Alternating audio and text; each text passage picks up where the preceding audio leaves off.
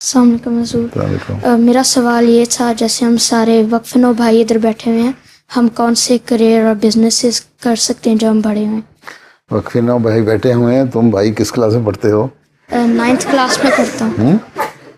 9th class میں پڑھتا ہوں. 9th کلاس میں تمہارے 15 سال کے ہو گئے ہو؟ نہیں، 13 سال کا ہوں.